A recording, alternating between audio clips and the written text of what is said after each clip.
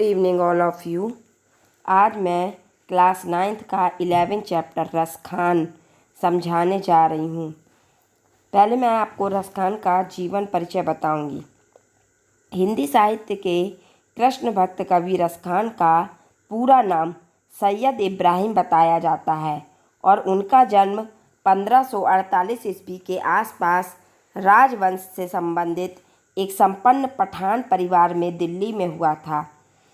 मूलतः मुसलमान होते हुए भी ये जीवन भर कृष्ण की भक्ति में डूबे रहे। कहा जाता है कि वो अपनी जात से मुसलमान थे, लेकिन फिर भी वो कृष्ण की भक्ति में लीन रहे।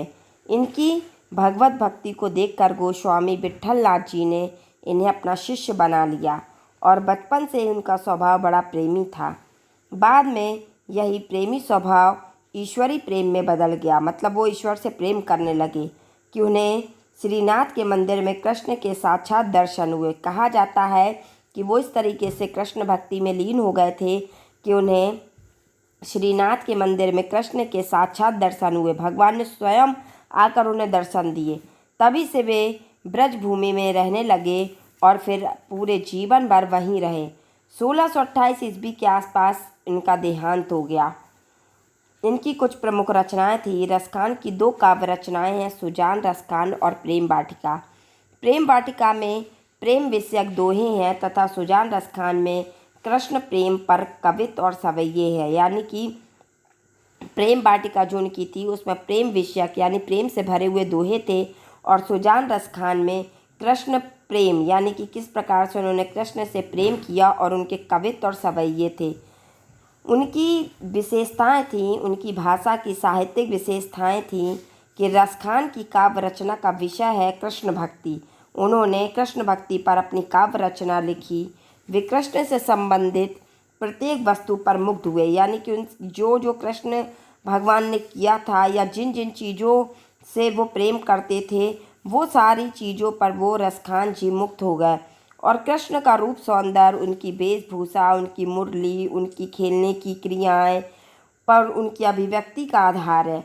उन्हें कृष्ण की जन्मभूमि ब्रज का यमुना तट, वहाँ के वन बाग, तालाब, पशु पक्षी, पर्वत, नदी आदि सब बहुत ज़्यादा प्रिय हैं और वे उसी व्यक्ति का जीवन सफल मानते हैं जो कृष्ण की भक्ति में लीन हो। वो कहते हैं कि जो कृष्ण की भक्ति में लीन हो जाता है, उनकी चीज़ों से प्रेम करता है, उसी व्यक्ति का जीवन सफल है। कृष्ण के सिवाय उन्हें इस जगत में कुछ श्रेष्ठ नहीं लगता। मतलब वो कहना चाहते हैं कि कृष्ण के अलावा उन्हें इस संसार में कुछ भी अच्छा नहीं लगता। उनका प्रेम अत्यंत पवित्र, निश्चल और निवेदन प्रधान है। उनकी तन्मयता, भक्ति, भावुकता और लीनता देखते ही बनती है कि वो किस तरीके से प्रेम भक्ति में लीन हो गए थे। तन मन से उनकी भक्ति, उनकी भावुकता, किस प्रकार से वो कृष्ण की भक्ति में लीन थे। रसखान अपनी मधुर, सरल और सरस भाषा के लिए विख्यात है कि उन्होंने सिंपल और सरस भाषा में, मीठी भाषा में लिखा है। उनकी भाषा में कोई आडंबर, कोई दिखावा नहीं है और ना ही कहीं अलंकारों की धाकम पेल है कि कहीं पर अलंकार ज़्यादा आए हों, कि उन्होंने भाषा को कठिन बना दिया हो, ऐसा भी नहीं किया। उनके शब्दों में झरने सा मधुर प्रभाव है और ऐसा प्रतीत होता है कि जैसे उनके शब्दों में जिस प्रकार से झरना मीठे पानी का स्रोता बहता है, उसी प्रकार के उनके शब्दों में झरने बह रहे हों। मुहावरों के प्रयोग ने उनकी वाणी को मधुर बना दिया और मुहावरे के जो प्रयोग हुए हैं जिसके कारण उनकी वाणी मीठी हो गई है। रसखान के काव्य सी सफाई और गति और कहीं नहीं मिलनी कठिन है। दोहा, कवित्व और सवैया तीनों छंदों पर उनका पूरा अधिकार है। सवैये के प्रयोग में तो उन्होंने रस ही घोल दिया। इस प्रकार से उन्होंने अपनी वाणी को, अपनी मधुरता, अपनी सरल भाषा को यूज किया कि ऐसा प्रतीत होता है कि जैसे कोई रस ही घोल दिया। निश्चय ही रसखान रस की खान है और ऐसा प्रतीत होता है कि जैसे रसखान रस की खान है। मानुष हो तो वही रसखानी, बसो ब्रज गोकुल गाँव के ग्वारन। जो पशु हो तो कहाँ बस मेरो, चरो नित नंद की धेनु मझारन। पाहन हो तो वही गिरी, कोजो कियो हरिछत्र पुरंदर धारन। जो खग हो तो बसेरो करो, मिली कालिंदी कूल कदम्ब की डारन। मानुष यानी कि मनुष्य, और बसो यानी कि बसू रहूँ, ग्वारन यानी कि ग्वालों के, कहाँ बस मीन्स होता क्या बस, चरो यानी कि चरूं, नित्य यानी कि सदा, धेनु यानी कि गाय, मझारन यानी कि मध्य, पाहन मीन्स होता पत्थर, गिरी मीन्स पर्वत, छत्र मीन्स छाता, पुरंदर इंद्र, धारण यानी कि धारण, खग मीन्स होता पक्षी, बसेरो यानी कि निवास, कालंदी यानी यमुना, और कूल मीन्स होता किनारा, और डारन यानी कि डाले। अब मैं आपको संदर्भ बताने जा रही हूँ कि प्रस्तुत पद्यांश हमारी पाठ पुस्तक क्षितिज के रसखान नामक पाठ से अवतरित है और इसके कवि कृष्ण भक्त रसखान जी हैं। इसका प्रसंग होगा, कवि रसखान अभिलाषा बताते हुए कहते हैं कि वह अपना हर जन्म ब्रजभूमि में ही व्यतीत करना चाहते हैं।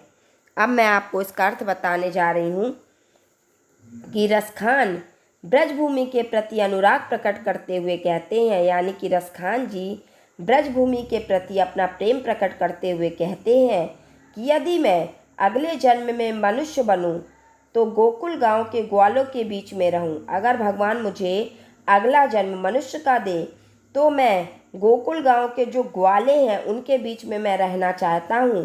और अगर मुझे पशु ही बन जाऊं और यदि मुझे भगवान पशु बना दे तो मेरी ये इच्छा है कि या मैं ये चाहता हूँ कि गाय बनकर रोज नंद की गायों के बीच में ब्रजभूमि पर विचरण करूँ। मैं गाय बनकर रोज नंद गायों के बीच में ब्रजभूमि के साथ में विचरण करूँ। और अगर यदि मुझे पत्थर बनूँ तो मैं उसी गोवर्धन पर्वत का पत्थर बनूँ जिसे इंद्र के कोप से बचने के लिए कृष्ण ने छत्र के रूप में अपनी उंगली पर धारण किया था। यानी कि रसखान जी कहते हैं कि अगर भगवान मुझे गोवर्धन पर्वत का पत्थर बनाए तो फिर मैं वही पर्वत बनना चाहता हूँ जिसे इंद्र के गुस्से से बचने के लिए श्री कृष्ण ने छत्र के रूप में अपनी उंगली पर धारण कर लिया था। और यदि मैं पक्षी बनूं तो यमुना तट पर कदम्ब की डालों के बीच में अपना बसेरा बनाऊं। जो यमुना तट के पास में कदम्ब का पेड़ खड़ा है उसी के ऊपर मैं अपना बसेरा बसाना चाहता हूँ। इसी प्रकार से ब्रजभूमि से नाता बनाए रखना चाहता हूँ। इस प्रकार से रसखान कहते हैं कि इन सारी चीज़ों के सहारे मैं ब्रजभूमि से नाता बनाए रखना चाहता हूँ। अब मैं इससे रिलेटेड कुछ क्वेश्चन बताऊंगी कि रसखान अगले जन्म में कहाँ निवास करना चाहते हैं। तो रसखान अगले जन्म में ब्रजभूमि के गोकुल गांव में रहना चाहते हैं। इसका नेक्स्ट क्वेश्चन बनेगा, रसखान पशु बनकर कहाँ रहना चाहते हैं। तो रसखान पशु बनकर ब्रजभूमि में नंद की गायों के बीच रहना चाहते हैं। और नेक्स्ट क्वेश्चन है, रसखान कौन सा पत्थर बनना चाहते हैं। तो रसखान गोवर्धन पर्वत का पत्थर बनना चाहते हैं। और नेक्स्ट क्वेश्चन है, रसखान पक्षी के रूप में क्या कल्पना करते हैं। तो रसखान जी चाहते हैं कि वे अगले जन्म में पक्षी बने और यमुना के तट पर खड़े कदम्बों की डालों पर बसेरा करें। यानी कि अगर मुझे पक्षी बनाए भगवान तो मैं फिर यमुना के तट के किनारे जो कदम्ब के पेड़ खड़े हैं उस पर मैं अपना बसेरा बसाऊं। नेक्स्ट क्वेश्चन है, मनुष्य के रूप में जन्म लेने पर उनकी क्या इच्छा है। तो रसखान जी चाहते हैं कि वे अगले जन्म में ग्वाला बने और कृष्ण के बाल सखा बने। यानी कि कृष्ण के मित्र बने, उनके सहपाठी बने और वो ब्रजभूमि में इस प्रकार से वो ब्रजभूमि में जन्म लेना चाहते हैं। अब मैं आपको नेक्स्ट अर्थ बताने जा रही हूँ, या लकुटी अरु कमरिया पर राज तिहु पुर की तजी डारो, आठों सिद्धि नवनिधि के सुख नंद की गाय चराई बिसारो, रसखान कबो इन आखिन सो ब्रज के बनबाग तड़ांग निहारो, कोटिक एक कलघौत के धाम करील के कुंजन ऊपर वारो। अब चूंकि संदर्भ वही रहेगा, प्रसंग इसका चेंज होगा। तो रसखान जी कृष्ण की प्रत्येक वस्तु जैसे लाठी, कंबल, गाय, वन बाग तथा करील के कुंजों पर तीनों लोगों के सुख त्यागने के लिए भी तैयार है। या मीन्स होता इस, और लकुटी यानी कि लाठी, अरु मीन्स होता और कमरिया मीन्स कंबल, तिहूँ यानी कि तीनों, और पुर मीन्स होता नगर, तजी डारो यानी कि त्याग दूँ, आठों सिद्धि यानी कि आठों सिद्धियों, और नवनिधि यानी कि नौ निधियों, विसारो यानी कि भूलूं, तड़ांग मीन्स होता तालाब, और निहारू मीन्स देखूं, कौटिक मीन्स करोड़ों, और कलघौत यानी कि सोना, धाम मीन्स घर, कुंजन मीन्स लताओं के घर, और वारो यानी कि निछावर करूं। अब मैं आपको इसका अर्थ बताने जा रही हूँ।